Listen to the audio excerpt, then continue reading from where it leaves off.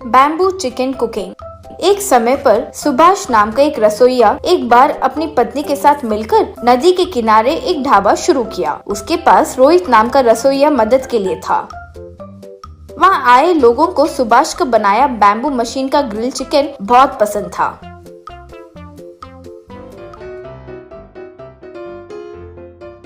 एक कस्टमर सुभाष से, सुभाष जी, ये नदी के किनारे ये ग्रिल चिकन खाने का मजा, वाह, अलग ही मजा है जी। ऊपर से ये बैम्बू मशीन का आइडिया बहुत अच्छा है जी, वाह। रोज रोज उस ढाबा पर ज्यादा लोग आने लगे। एक बार सुभाष के पास उसे मुर्गी सरफरा करने वाला मुर्गियों का व्यापार आकर, क्यों भाई सुभाष, दिन ब दिन आपका व्यापार बढ़ता ही जा रहा है। तुम्हें देखकर मेरा भी मन करता है कि ढाबा शुरू कर लो भाई, तुम सपोर्ट करोगे? श्रीमान, आप मुर्गियों का व्यापार कीजिए, वही आपके लिए सही है। यहाँ बहुत सारा काम होगा, वो सब मेहनत करना पड़ता है। वो मेहनत मैं कर लूंगा भाई, तुम बस वो बैम्बू मशीन बना कर दे दो, बस बाकी का मैं चला लूंगा। माफ कीजिए भाई, बस वो एक चीज मत मांगिए, ये बैम्बू मशीन ही मेरा निवेश है। ठीक है, तो तुम मेरी मदद नहीं करोगे ये कह रहे हो? मैं देख लूंगा। अगले दिन वो एक ढाबा को सुभाष के ढाबे के सामने शुरू किया। वो देखकर सुभाष की पत्नी, ओ जी, अचानक ये मुर्गियों का व्यापारी ऐसे ढाबा को कैसे शुरू कर लिया? वैसे वो रसोइया है कौन? ये उन दोनों देख रहे थे कि इतने में अंदर से रोहित आते ही सुभाष और उसकी पत्नी देखकर दंग रह गए।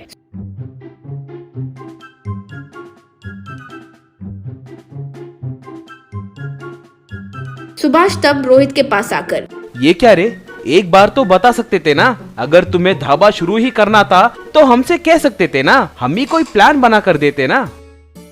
इसमें आश्चर्य में आने वाली क्या बात है? ये मुर्गियों का व्यापारी मेरे पास आकर अच्छा पेमेंट दूंगा कहा, मैं चले गया, बस सिंपल।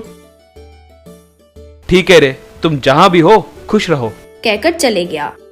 उस दिन से धीरे धीरे सुभाष के पास आए लोगों की संख्या कम होकर सब मुर्गियों के व्यापारी के ढाबा पर जाने लगे। एक दिन रोहित मुर्गियों के व्यापारी के पास जाकर, श्रीमान, मेरी सैलरी बढ़ाइए, मेरे वजह से आपका व्यापार अच्छा चल रहा है ना। क्या भाई, तुम्हारे वजह से मेरा व्यापार अच्छा चल रहा है? मेरी मुर्गियों को मैं बाहर 300 रुपए केजी में बेचता हूँ, लेकिन मुझे वो 100 रुपए में ही मिलते हैं। इसलिए हम ग्रिल चिकन का रेट इतना कम लगाए। सुभाष के ढाबे का रेट से यहाँ के ढाबे में चिकन रेट कम होने के कारण सब यहाँ आ रहे हैं। तुम्हारे वजह से संख्या बढ़ी है, ऐसे मत सोचो, ये याद रखो। रोहित को बहुत अपमानित महसूस हुआ, लेकिन क्या करे, वो समझ नहीं पाया तो वहाँ से चले गया। एक बार सुभाष परेशान बैठा था तो बेटी लक्ष्मी आकर, क्या हो पिताजी, क्यों इतने डल हो? सुभाष तब जो हुआ वो बताया। पिताजी, मुझे पूरी बात समझ आ गई, अब मैं ये संभाल लूंगी। अगले दिन एक स्पोर्ट्स कार में एक रिच फेलो मुर्गियों के व्यापारी के पास जाकर, हे लुक मैन, मैं यहाँ एक 5 स्टार होटल बनाने की सोच रहा हूँ, उसके लिए मुझे तुम्हारा सपोर्ट चाहिए। 5 स्टार होटल? यहाँ वो सब बेकार हो जाएगा जी, यहाँ कोई नहीं आता। नहीं, यहाँ रोहित नाम का कोई खाना बनाने वाला है, वो बहुत अच्छा बनाता है, सुना है, वो बहुत फेमस हो गया है। हमारे गांव में उस रोहित के बारे में ही बात करते हैं। वो बातें सुनकर रोहित वहाँ आकर, बताइए, मैं ही रोहित हूँ। अरे इसका उतना सीन नहीं है जी, बस एवरेज खाना बनाता है, शायद आपको कोई रॉन्ग इन्फॉर्मेशन दिया होगा। देखो रोहित, मैं तुम्हें महीने का 1 लाख तनख्वाह दूंगा, यही एक बड़ा सा 5 स्टार होटल बनाना चाहता हूँ, तुम संभल पाओगे? रोहित बिना एक क्षण सोचे, श्रीमान, मुझे 1 लाख दोगे तो होटल को पूरा मैं संभाल लूंगा। ये लो एडवांस, अब से तुम मेरे पास ही काम करोगे, कहकर पैसे दिया। मुर्गियों का व्यापारी क्या करे समझ नहीं पाया। मुर्गियों का व्यापारी कई खाना बनाने वाले को लेकर आया, लेकिन कोई भी ठीक से खाना नहीं बनाने के कारण व्यापार ठीक से नहीं चला, तो वो ढाबा को बंद कर दिया। शहर में वो रिच फेलो लक्ष्मी को, सुभाष को रोहित के पास लेकर आया। रोहित उन तीनों को देखकर पूरा प्लान समझकर, ओ सुभाष, क्या प्लान बनाए, वाह, आखिरकार मुझसे होटल बनवा रहे हो, मुझ पर विश्वास करने के लिए बहुत बहुत शुक्रिया। तब से रोहित उस 5 स्टार होटल में अच्छे से व्यापार करके जीने लगा। गरीब का मैजिकल सूटकेस रेस्टोरेशन। चिन्नी 9 साल की बच्ची थी। चिन्नी के पिता रोज मजदूरी करते थे। वो काम करके कमाए पैसे उसके परिवार के लिए जीने के लिए सिर्फ काफी था। लेकिन बहुत मेहनत करने के बावजूद चिन्नी के पिता उसे पढ़ाना चाहते थे, इसीलिए उस गांव के म्युनिसिपल स्कूल में उसे भर्ती करवाया। एक दिन चिन्नी की माँ अनुसुईया बिस्तर पर लेटकर धीरे से आवाज दे रही थी। वो देखकर चिन्नी, माँ क्या हुआ माँ, क्यों आवाज कर रही हो, बुखार आया है क्या? यूं कहकर माँ के सर पर हाथ लगाकर, बाप रे बहुत गर्म है माँ। हाँ बेटी बुखार आया है, वो अपने आप कम हो जाएगा, तुम स्कूल जाओ। कह तो रही थी लेकिन फिर भी कामते जा रही थी। फिर पिताजी आपको डॉक्टर के पास नहीं लेके गए? पिताजी को अर्जेंट काम आ गया तो वो शहर गए हैं बेटी, 2 दिन के बाद आ जाएंगे। मुझे बहुत कमजोरी हो रही है बेटी, बाहर नहीं जा सकती। कहकर तकिए के पास रखा 10 रुपए चिन्नी को देकर चिन्नी, बगल वाले गली में मेडिकल शॉप जाकर बुखार की दवाई लाकर दोगी? लाऊंगी माँ, कहकर 10 रुपए का नोट लेकर निकल गई। रास्ते पर जब चलकर जा रही थी तो जोर से हवा का झोंका आया। तुरंत दोनों हाथ आंखों पर रखी। कुछ देर बाद जब हवा कम हुई तो हाथ में 10 रुपए का नोट दिखाई नहीं दिया। अरे 10 रुपए का नोट उड़ गया ना। यूं घबराते हुए आसपास ढूंढ रही थी तो उसे खाली जगह पर म्युनिसिपालिटी का कचरा कुंडी नजर आया। तुरंत उसने सोचा शायद वो कचरे में हवा की वजह से उड़कर चला गया होगा और कचरे कुंडी में ढूंढने लगी। कुछ देर बाद 10 रुपए का नोट उसे दिखाई दिया। अम्मैया कहकर ध्यान से उसे हाथ में ली और कचरा कुंडी से बाहर चलकर आ रही थी। तब उसके पैर पर कुछ चीज लगी। उसने देखा तो वो एक पुराना सूटकेस था। उसे लेकर इधर उधर घुमाकर देखी और शायद ये किसी का काम का नहीं होगा तो किसी ने फेंक दिया होगा। मेरा स्कूल बैग बहुत पुराना होकर फट गया है ना, ये स्कूल बैग मेरे बुक्स रखने के लिए अच्छा है। सोचकर लॉक खोलने की कोशिश की लेकिन वो खुला नहीं। बहुत पुराना होगा ये सोचकर उसे पकड़कर घर लाई। माँ के पास आकर, ये लो माँ बुखार की दवाई, कहकर हाथ में दवाई दी। अनुसुईया चिन्नी के हाथ में सूटकेस देखकर, वो क्या है, किसने दिया? किसी ने नहीं दिया माँ, गली में कचरे में पड़ा था तो बुक्स डालने के लिए लेकर आई। बहुत वजन है माँ, ठीक है आप सो जाओ, कहकर नीचे बैठकर, ये बिल्कुल नहीं खुल रहा है, इसे ठीक करना होगा सोचकर अंदर जाकर पत्थर और हथौड़ा लाकर बैठकर कुछ देर उसे मारकर उसे कुछ लगाकर सूटकेस के लॉक के ऊपर हथौड़े से मारते ही सूटकेस खुल गया। खुशी से चिन्नी सूटकेस को पूरा खोलते ही अंदर से नोट की गड्डियां नीचे गिरी। चिन्नी चौंक गई। माँ पैसे पैसे, सूटकेस में बहुत सारे पैसे माँ। कंबल ओढ़कर सोई हुई अनुसुईया चिन्नी के पुकार सुनकर जाग गई और पैसे देखकर, बाप रे बाप इतने सारे पैसे, कहकर दिल पर हाथ रखी। पिताजी के आने के बाद ये पैसे देखकर खुश हो जाएंगे। पिताजी हमेशा पैसे कमाकर लॉरी चलाना चाहते थे ना, इन पैसों को पिताजी को दे देंगे माँ। चिन्नी गलत है, हमें वो पैसे नहीं इस्तेमाल करना चाहिए। पिताजी भी किसी और के पैसे नहीं छुएंगे, बेचारे शायद कोई गलती से इसे फेंक दिए होंगे, ये पैसे को उन्हें लौटाना होगा।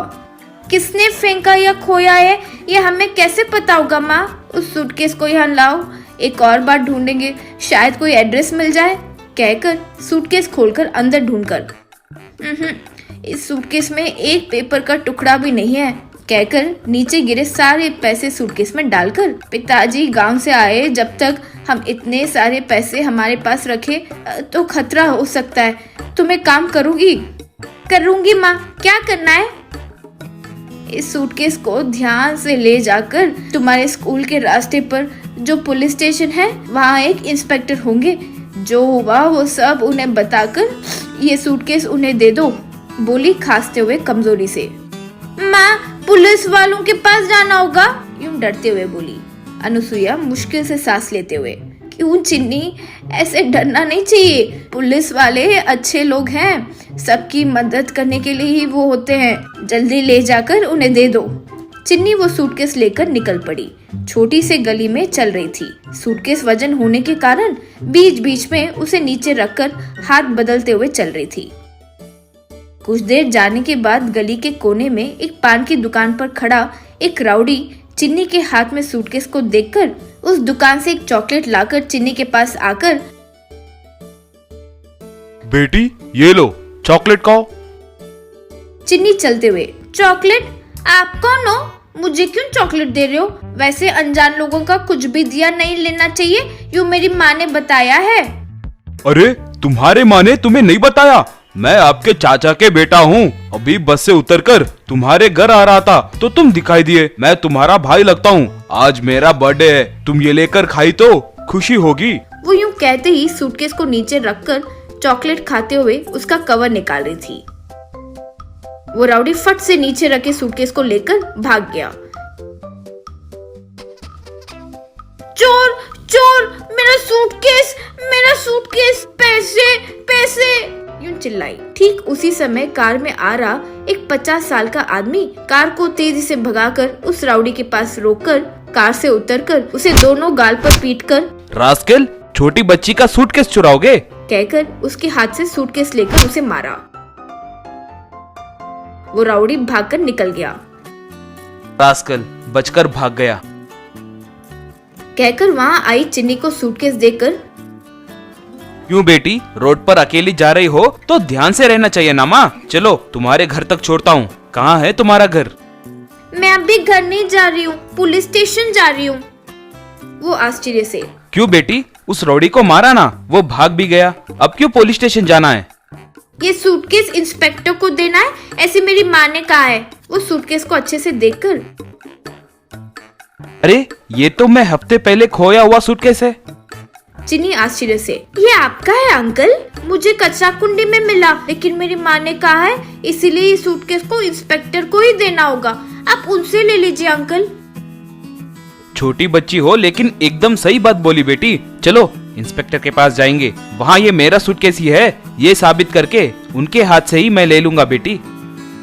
पुलिस स्टेशन में इंस्पेक्टर को सूटकेस देकर, ये मुझे कचरा कुंडी में मिला इंस्पेक्टर, मेरी माँ ने इसे आपको देने कहा। रास्ते पर मुझे धोखा देने वाले राउडी को ये अंकल मारकर ये सूटकेस को फिर से मुझे देकर ये उन्हीं का खोया हुआ सूटकेस है, यूं बोले। ये लड़की जो बोल रही है वो सच है इंस्पेक्टर। मेरा नाम के विश्वनाथ है, हाई कोर्ट का लॉयर हूँ। एक हफ्ते पहले मैं इस गांव से राजधानी के लिए जा रहा था तो कार के डिक्की से शायद गलती से गिर गया होगा। ये पुराना सूटकेस को शायद रास्ते पर लोगों ने सोचा कि काम नहीं आएगा, इसीलिए कचरा कुंडी में डाल दिए होंगे। इसमें 3 लाख है, मेरा खोया हुआ सूटकेस है ये देखिए मेरा पहचान पत्र। ये सूटकेस के अंदर नीचे, उसके नीचे कपड़े पर विश्वनाथ के यूं लिखा होगा, देखिए। इंस्पेक्टर सूटकेस के अंदर देखकर, ये आप ही का सूटकेस है, कहकर उन्हें वो सौंप दिया। मैं इस लड़की के घर इसे छोड़कर जाता हूँ, कहकर चिन्नी को कार में बिठाकर चिन्नी के घर गया। अंदर जाकर अनुसुईया से, आपकी बेटी चिन्नी वेरी ब्रिलियंट गर्ल है। चिन्नी को आगे की पढ़ाई मैं कराऊंगा, कुछ मत सोचकर ये 1 लाख आप रख लीजिए। मैं अब तब आकर चिन्नी से मिलता रहूंगा, कहकर चले गया। अनुसुईया चिन्नी को पास लाकर उसे पप्पी दी।